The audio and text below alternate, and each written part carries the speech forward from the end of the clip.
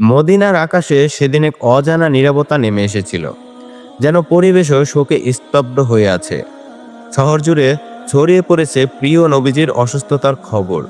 এই সংবাদ শুনে হযরত ফাতেমা রাদিয়াল্লাহু আনহা ছুটে চললেন তার পিতার ঘরের দিকে। দিনটা যেন চাঁদের আলোর থেকেও নিঃশ্বাসহীন হয়ে পড়ছে। সাহাবায়ে কেরামগণ বসে আছেন নীরবতায়, কারো চোখ অশ্রুসিক্ত, কেউ আবার ভারাক্রান্ত হৃদয়ে পাথরের মতো স্থবির হয়ে বসে আছেন। কারো মুখে কোনো কথা নেই, শুধু চাপা কান্নার ধ্বনি শোনা যাচ্ছে। এই সময় নবীজি সাল্লাল্লাহু আলাইহি সাল্লাম অসুস্থ অবস্থায় ঘরে শুয়ে আছেন। তার পাশে উপস্থিত হযরত ফাতেমা রাদিয়াল্লাহু আনহা ও আম্মাজান আয়েশা রাদিয়াল্লাহু আনহা। হঠাৎ নবীজি সাল্লাল্লাহু আলাইহি সাল্লাম বললেন, হে আয়েশা, আবু বক্করকে খবর দাও। কিন্তু তার আগেই হযরত আবু বক্কর রাদিয়াল্লাহু আনহু ঘরে প্রবেশ করলেন। তখন রাসূলুল্লাহ সাল্লাল্লাহু আলাইহি সাল্লাম তাকে উদ্দেশ্য করে বললেন, হে আবু বক্কর, আমি তোমার হাতে একটি আমানত রেখে যাচ্ছি। তুমি আমার সাহাবীদের দায়িত্বের কথা মনে রাখবে। এই কথাগুলো চলছিল এমন সময় ঘরের পরিবেশ হঠাৎ পরিবর্তিত হয়ে যায়।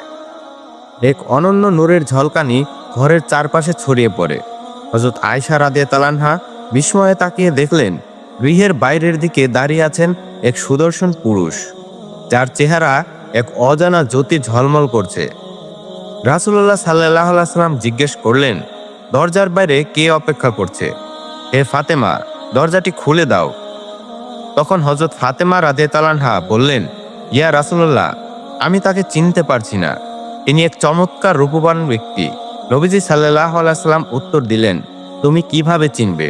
তিনি এমন একজন মহাপরাক্রমশালী ফেরেশতা, যিনি কখনো খালি হাতে ফিরে যান না। তিনি হলেন মালাকুল মউত, হযরত আজরাইল আলাইহিস সালাম। এই কথা শুনে হযরত ফাতেমা রাদিয়াল্লাহু আনহার চোখ থেকে অশ্রু ঝরতে শুরু করলো। মুহূর্তেই পরিবেশ আরো গম্ভীর হয়ে উঠল।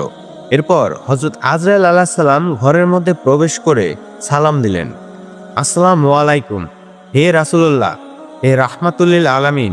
আল্লাহ রব্বুল আলামিন আপনাকে সালাম জানিয়েছেন এবং আমাকে আপনার কাছে প্রেরণ করেছেন।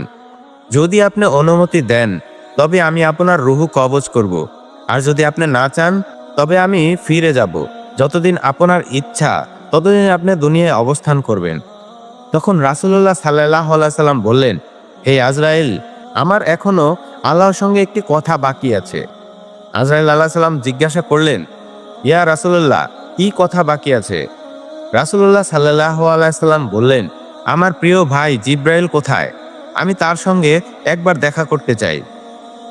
এ সময় হযরত জিব্রাইল আলাইহিস সালাম প্রথম আসমানে অবস্থান করছিলেন। এই কথা শোনার সঙ্গে সঙ্গেই তিনি দ্রুত নবীজির ঘরে চলে এলেন। ঘরের ভেতরে এক অনন্য আকাশী নূর ছড়িয়ে পড়ে। সেই জ্যোতির মধ্যে দাঁড়িয়ে আছেন হযরত জিব্রাইল আলাইহিস সালাম। তিনি বললেন, হে আল্লাহর রাসূল, আপনি কেন কাঁদছেন? রাসূলুল্লাহ সাল্লাল্লাহু আলাইহি সাল্লাম অশ্রুসিক্ত কণ্ঠে বললেন, ভাই জিব্রাইল, আমি এই দুনিয়ায় থেকে বিদায় নেওয়ার সময় কেবল একটি চিন্তায় কাঁদছি, আমার সেই উম্মতের জন্য যারা গুনাহগার। আমি তাদের ভবিষ্যৎ নিয়ে উদ্বিগ্ন। তুমি কি আল্লাহর কাছে গিয়ে তাদের ব্যাপারে জেনে আসতে পারো? হযরত জিব্রাইল আলাইহিস সালাম সঙ্গে সঙ্গেই আল্লাহর আরশের দরবারে পৌঁছালেন। যদিও আল্লাহ তাআলা সবকিছু জানতেন, তবুও তিনি স্নেহ ভরে জিজ্ঞাসা করলেন, হে জিব্রাইল, তুমি কাঁদছো কেন? জিব্রাইল আলাইহিস সালাম বললেন, ইয়া রাব্বিজুল জালালি ওয়াল ইকরাম, আমি কাঁদছি আপনার হাবিব মুহাম্মদ সাল্লাল্লাহু আলাইহি সাল্লামের জন্য, আর তিনি কাঁদছেন তার পাপী উম্মতদের ভবিষ্যতের জন্য, আর আমার অন্তর ভারাক্রান্ত হয়ে আছে। তখন করুণাময় আল্লাহ তাআলা বললেন, হে জিব্রাইল, তুমি আমার হাবিবকে এই সুসংবাদ দিয়ে দাও, তার দুশ্চিন্তার কোনো প্রয়োজন নেই। আমার প্রিয় রাসূল যেভাবে তার উম্মতদের প্রতি মমতা ও দয়া দেখিয়েছেন, আমিও তেমন করেই আমার বান্দাদের প্রতি দয়াশীল, ও কিয়ামতের দিন যতক্ষণ না তিনি সন্তুষ্ট হবেন ততক্ষণ পর্যন্ত আমি আল্লাহ তার উম্মতদের গুনাহ মাফ করে যাব, এমনকি অনেককেই বিনা হিসেবে জান্নাতে প্রবেশ করাবো। এই সুসংবাদ শুনেই হযরত জিব্রাইল আলাইহিস সালাম আর দেরি না করে দ্রুত রাসূলুল্লাহ সাল্লাল্লাহু আলাইহি সাল্লামের ঘরে ফিরে আসলেন। তাকে দেখে রাসূলুল্লাহ সাল্লাল্লাহু আলাইহি সাল্লাম জিজ্ঞাসা করলেন, হে জিব্রাইল, তুমি কাঁদছো কেন? আল্লাহ কি বলেছেন? জিব্রাইল আলাইহিস সালাম বললেন, ইয়া রাসূলুল্লাহ, আল্লাহ তাআলা আপনার জন্য অপেক্ষা করছেন এবং আপনাকে অপার সুসংবাদ দিয়েছেন। তবে আমি কাঁদছি এই কারণে, যে আজকের পর আমি আর কখনো আপনার নিকট ওহী নিয়ে আসতে পারবো না। বহু নবী রাসূলের নিকট আমি প্রেরিত হয়েছি, কিন্তু আপনার কাছে আমি সবচেয়ে বেশিবার এসেছি।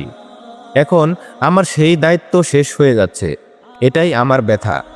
রাসূলুল্লাহ সাল্লাল্লাহু আলাইহি সাল্লাম কোমল কণ্ঠে তাকে সান্ত্বনা দিলেন। এরপর তিনি হযরত আজরাইল আলাইহিস সালামকে বললেন, আমি প্রস্তুত, তুমি অনুমতি নিয়ে কাজ শুরু করো। আজরাইল আলাইহিস সালাম সম্মানের সঙ্গে রাসূলের পবিত্র বুকে হাত রাখলেন। তখন রাসূলুল্লাহ সাল্লাল্লাহু আলাইহি সাল্লাম বললেন, হে আজরাইল, আমার জান কবজের কষ্ট যতই কঠিন হোক না কেন আমি তা সহ্য করে নিব, কিন্তু আমার উম্মতের যেন এমন কষ্ট না হয়। আজরাইল আলাইহিস সালাম বললেন, ইয়া রাসূলুল্লাহ, আপনি নিশ্চিত থাকুন যে আপনার সেই উম্মত যারা সত্যি ঈমানদার, তাদের জান নেওয়া হবে এমন মমতায় যেমন এক শিশু মায়ের কোলে দুধ পান করতে করতে ঘুমিয়ে পড়ে। এই আশ্বাসে প্রিয় নবী হযরত মুহাম্মদ সাল্লাল্লাহু আলাইহি সাল্লাম শান্ত হলেন। পরবর্তীতে অত্যন্ত সম্মান ও মর্যাদার সহিত হযরত আজরাইল আলাইহিস সালাম আল্লাহর আদেশে রাসূলুল্লাহ সাল্লাল্লাহু আলাইহি সাল্লামের পবিত্র রূহ মুবারক কবজ করে আল্লাহর পবিত্র আরশের দিকে নিয়ে চলে গেলেন। তখন সমস্ত ঘর জুড়ে এক গভীর নিস্তব্ধতা নেমে এলো। হযরত ফাতেমা রাদিয়াল্লাহু আনহা ও মা আয়েশা রাদিয়াল্লাহু আনহা যেন বাকরুদ্ধ হয়ে গেছেন, কেউ কিছু বলতে পারছেন না। হঠাৎ করে পরিবেশটা থমকে গেল। মদিনার আকাশ বাতাস স্তব্ধ হয়ে দাঁড়ালো। মনে হচ্ছিল পুরো দুনিয়া যেন কয়েক মুহূর্তের জন্য থেমে গেছে।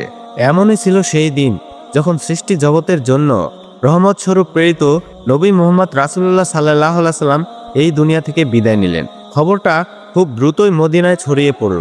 প্রতিটি মুমিনের হৃদয় ভেঙে পড়ল। মনে হচ্ছিল যেন কলিজা চুরমার হয়ে গেছে, সকলের হৃদয় ছিন্ন বিচ্ছিন্ন হয়ে গেছে। যারা রাসূলুল্লাহ সাল্লাল্লাহু আলাইহি সাল্লামকে জানের চেয়েও বেশি ভালোবাসতেন, সহচরগণ, সাহাবায়ে কেরাম, নারী পুরুষ সবাই যেন স্তব্ধ। কেউ বোবা হয়ে গেছে, কেউ ফুপিয়ে ফুপিয়ে কাঁদছে, কেউ কাঁদতে কাঁদতে একেবারেই ভাগরুদ্ধ হয়ে পড়ছে। এই শোকার্ত মুহূর্তে হযরত আব্দুল্লাহ ইবনে আব্বাস রাদিয়াল্লাহু আনহু রাসূলের ইন্তেকালের সংবাদ শুনে দুঃখে শোকে সহ্য করতে না পেরে প্রাণ ত্যাগ করলেন। অন্যদিকে হযরত বেলাল রাদিয়াল্লাহু আনহু মসজিদের কোণে বসে অঝরে কাঁদতে লাগলেন। বারবার বলতে লাগলেন, আমি কিভাবে আজান দেব, কিভাবে উচ্চারণ করব সেই নাম যিনি আজ আমাদের মাঝে নেই। তার কণ্ঠ যেন থেমে গেল, কেউ তার কান্না থামাতে পারল না। তিনি কেবল অসহায় ভরে এদিক ওদিক ছুটে ছুটে বেড়াচ্ছিলেন আর জিজ্ঞাসা করছিলেন, তোমরা কি আমার প্রিয় নবীকে দেখেছ? কিন্তু কেউ কিছু বলছিল না, কারণ সকলের অবস্থায় এক ছিল। এইদিকে খবর পৌঁছালো হযরত ওমর ইবনে খাত্তাব রাদিয়াল্লাহু আনহু এর কাছে। তিনি এই সংবাদে তলোয়ার উঁচিয়ে বললেন, না, আমার রাসূল ইন্তেকাল করেননি। কেউ যদি বলে তিনি দুনিয়া ছেড়ে চলে গেছেন, আমি তাকে এই তলোয়ার দিয়ে দ্বিখণ্ডিত করে ফেলব। তিনি আমাদের মাঝে আছেন, তিনি আমাদের ছেড়ে যাননি। তখন হযরত আবু বকর সিদ্দিক রাদিয়াল্লাহু আনহু বললেন, হে মানুষ, জেনে রাখো, একমাত্র আল্লাহই চিরঞ্জীব। সমস্ত নবী রাসূলকেও একদিন মৃত্যুর স্বাদ গ্রহণ করতে হয়েছে। আজ আমাদের প্রিয় রাসূলও সেই স্বাদ গ্রহণ করেছেন, কিন্তু তিনি মরে যাননি।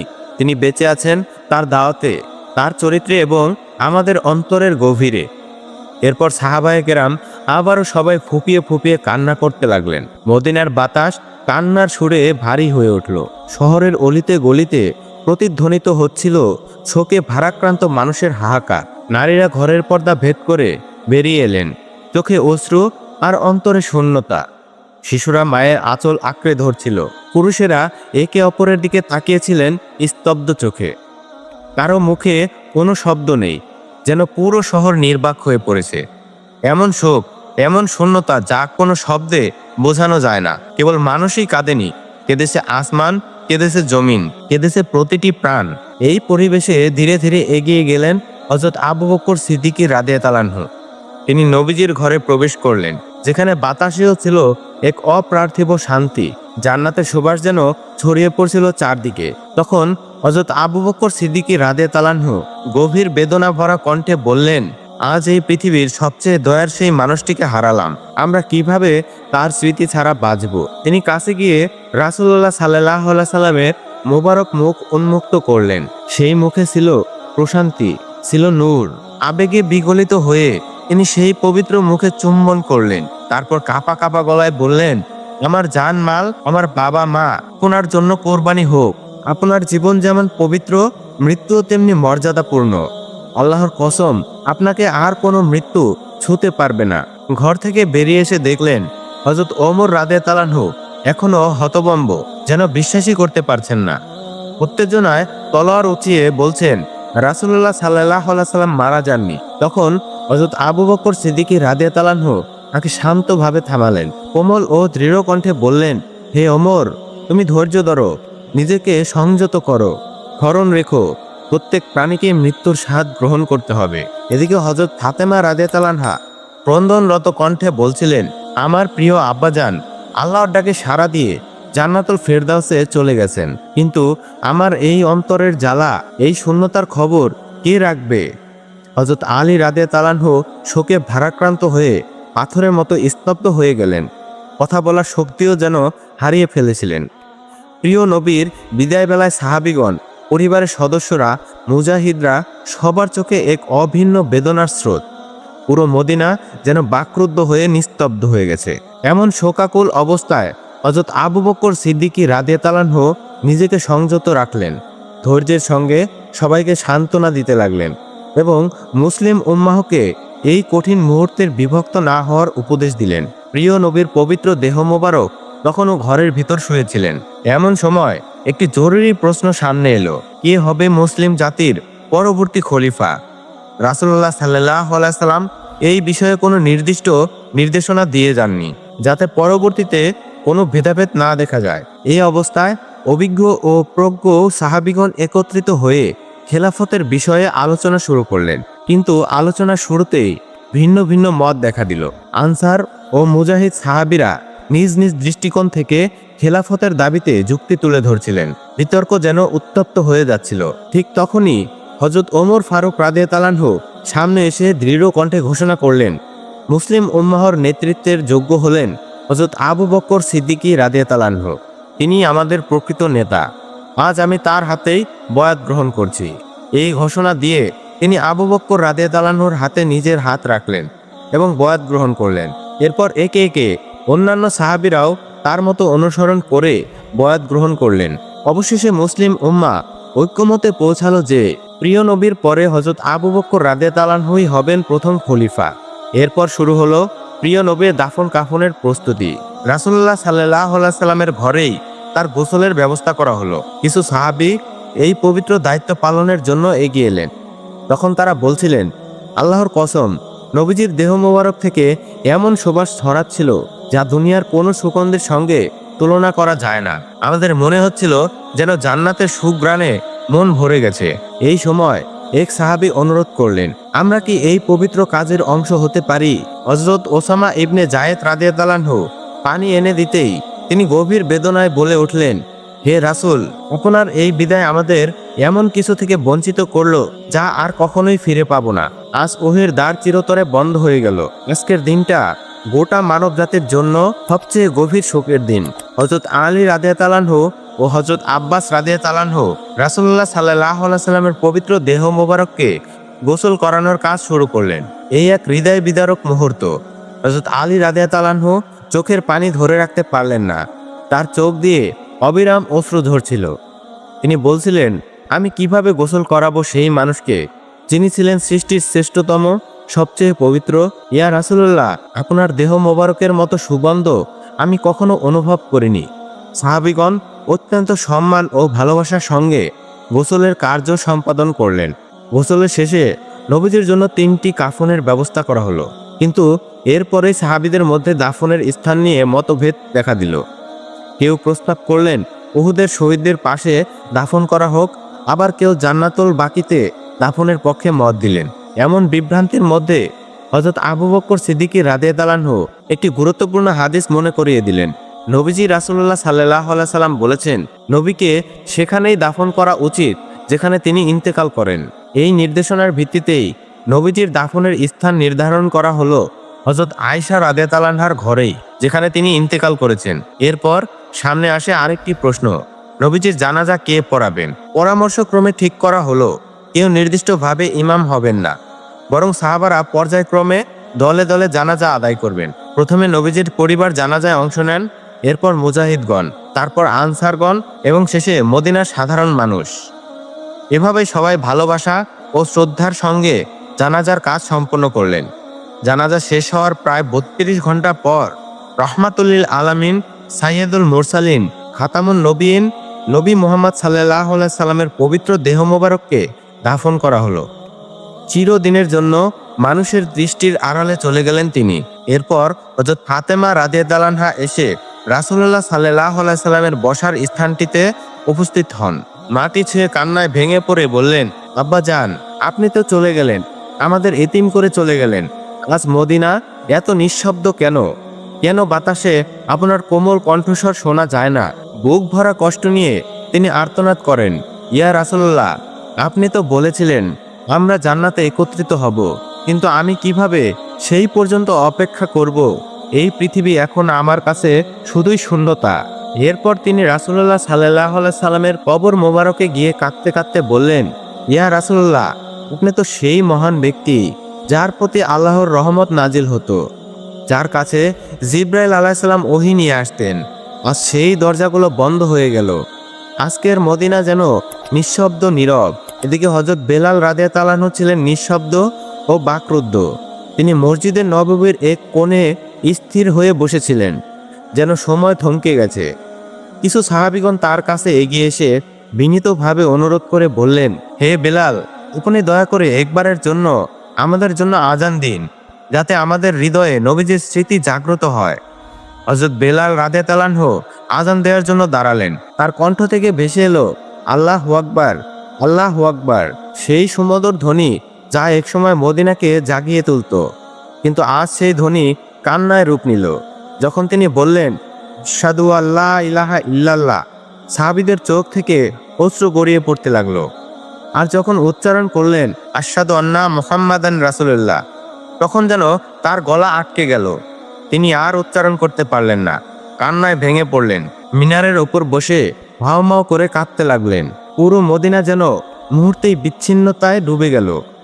অবশেষে তিনি বললেন, যেই শহরে রাসূলুল্লাহ সাল্লাল্লাহু আলাইহি সাল্লাম নেই, সেখানে আমি কিভাবে থাকব? এই মদিনা এখন আমার নয়। সেদিনই তিনি প্রিয় শহর মদিনা ছেড়ে চলে গেলেন। এরপর আর কখনো তিনি আজান দেননি, শুধু একবার ছাড়া। আর হযরত ওমর রাদিয়াল্লাহু আনহু, যাকে মানুষ বলতো কঠোর মনের অধিকারী, শক্তিমান নেতা, তিনিও রাসূলুল্লাহ সাল্লাল্লাহু আলাইহি সাল্লামের ইন্তেকালের পর ভেঙে পড়লেন। একদিন তিনি রাস্তার পাশে নিঃসঙ্গ বসেছিলেন। চুপি চুপি বলছিলেন, আমি যখন নবীজির কবরের দিকে তাকাই, তখন মনে হয় তিনি উঠে এসে বলবেন, হে ওমর, কেঁদো না, আমি তোমাদের মাঝেই আছি। কিন্তু তিনি তো আর ফিরবেন না। যেই ওমর, যিনি কখনো কারো সামনে কাঁদেননি, আজ রাস্তার ধারে বসে একা একা কাঁদছেন। এভাবেই হযরত আবু বকর রাদিয়াল্লাহু আনহুর হৃদয়ও যেন চূর্ণ বিচূর্ণ হয়ে যায়। একদিন তিনি নবীজির কবরের পাশে বসে কান্না জড়িত কণ্ঠে বললেন, ইয়া রাসূলুল্লাহ, আমি তো সবসময় আপনার ছায়ায় ছিলাম, আপনার সঙ্গে হেসেছি, আপনার সঙ্গেই কেঁদেছি, কিন্তু আজ আপনি নেই, আমি একা হয়ে গেছি। আমি কিভাবে বাঁচবো আপনাকে ছাড়া? রাসূলুল্লাহ সাল্লাল্লাহু আলাইহি সাল্লামের ইন্তেকালের পর আবু বকর মাত্র 2 বছর বেঁচে ছিলেন। তবে সেই 2 বছর যেন তার জীবনের সবচেয়ে ভারী সময় হয়ে দাঁড়ায়। প্রতিটি মুহূর্ত ছিল অপেক্ষা আর বিরহের। কয়েকদিন পর হযরত আবু বকর রাদিয়াল্লাহু আনহু এক রাতে নিজ ঘরে শুয়েছিলেন। হঠাৎ তিনি এক স্বপ্নে দেখতে পেলেন, প্রিয় নবী হযরত মুহাম্মদ সাল্লাল্লাহু আলাইহি সাল্লাম তাকে ডাকছেন। মমতা ভরা কণ্ঠে বলছেন, হে আবু বকর, আমি তো তোমার প্রতীক্ষায় আছি। এই স্বপ্ন দেখার পর আবু বকর রাদিয়াল্লাহু আনহু ঘুম ভেঙে গেল। তিনি খুশিতে হাসলেন এবং মৃদু স্বরে বললেন, আমার প্রস্থানের সময় এসে গেছে। তারপরের দিনগুলোতে তিনি ধীরে ধীরে অসুস্থ হতে লাগলেন। যখন তার বিদায়ের ক্ষণ কাছে এলো, তখন তিনি তার প্রিয় সাহাবীদেরকে ডেকে বললেন, তোমরা আমাকে আমার প্রিয় হাবিব রাসূলুল্লাহ সাল্লাল্লাহু আলাইহি সাল্লামের পাশে দাফন করিও, আমি তার সান্নিধ্যে ফিরে যেতে চাই। অবশেষে হযরত আবু বকর রাদিয়াল্লাহু আনহু ইন্তেকাল করলেন এবং রাসূলুল্লাহ সাল্লাল্লাহু আলাইহি সাল্লামের কবর মোবারকের ঠিক পাশেই তাকে দাফন করা হলো। তখন মদিনার আকাশ যেন অনেকবার ভেঙে পড়ল। বাতাসে যেন ভেসে বেড়াচ্ছিল বিদায়ের দীর্ঘশ্বাস। হযরত মুহাম্মদ সাল্লাল্লাহু আলাইহি সাল্লাম ছিলেন দয়ার সাগর, মায়ার নবী। উম্মতের প্রতি তার ভালোবাসা ছিল সীমাহীন। তিনি কাঁদতেন আমাদের জন্য, দোয়া করতেন আমাদের জন্য, ভয় করতেন আমাদের পরিণতির কথা ভেবে। কিন্তু আজ আমরা কোথায় দাঁড়িয়ে আছি? আজ আমরা কি সত্যিই তাকে ভালোবাসি? তার সুন্নাহকে আমরা কতটুকু ধারণ করি? আমরা কি আজও তার শোক বুকে বয়ে বেড়াই? হে আমাদের রব, আমাদের অন্তরকে নবীজির ভালোবাসায় পরিপূর্ণ করে দাও। আমাদেরকে এমন জীবন দাও যেন আমরা তার পথ অনুসরণ করে চলতে পারি। আর এমন মৃত্যু দান করো যেন জান্নাতে আমরা তার সান্নিধ্য লাভ করতে পারি। আমিন।